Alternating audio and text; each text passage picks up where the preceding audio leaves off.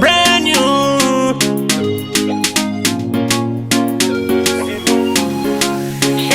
Ona, right pillow, kama iri pulo.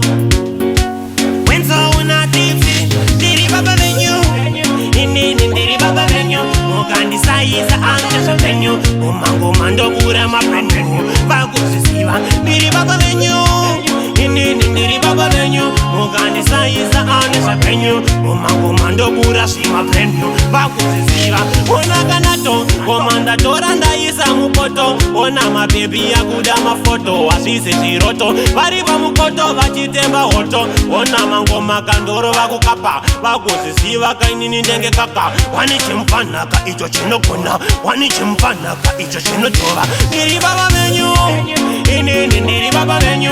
Mukandisaiza ane venyu, kumangoma ndobura shima prenyu. Vakuzisiva, ndiri baba venyu, ndiri baba venyu.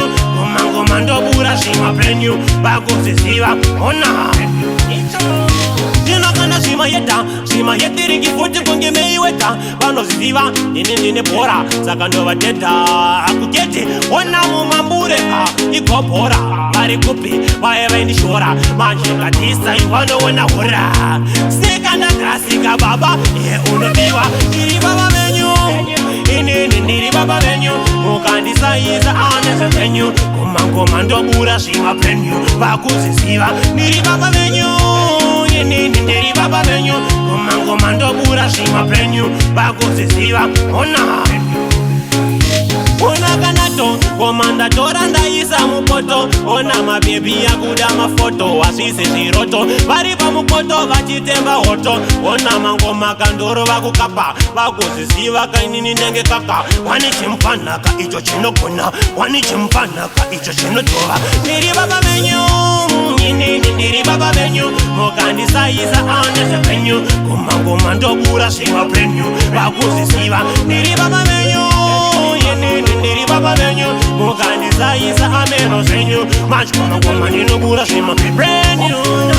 Ndinoroba shima freestyle kazvinodhura expensive shiti. Nini ndobura mahiti, ndinonzi shakes ndogadzira biti. Ona vatemba ngoma dzangu vaasika matemba, dzinorasta gore kusvika December kubva muna January no worry. Saka ndati nini ndiri baba venyu, ndiri baba venyu. Mukandisaiza ane venyu, kumangoma ndobura shima prenyu. Vakuzisiva, ndiri baba venyu, ndiri baba venyu. Mukandisaiza ane venyu, ndiri majigu mangoma ndinobura shima prenyu. Shima chonde fuli chimba nzongoma. Vakuziya vanonditi ndiri number one shakes wekukapa. Apa ndiye futi producer, ndiye DJ anoroba zvimajoni anogona futi chinza anogohwisa vekungezvo nemungave muri munamei kana kuti muna joni futi anenge chiita ikuni haikte zvimakatuni ari pamafirimu chimudzimu ona iwe ziva.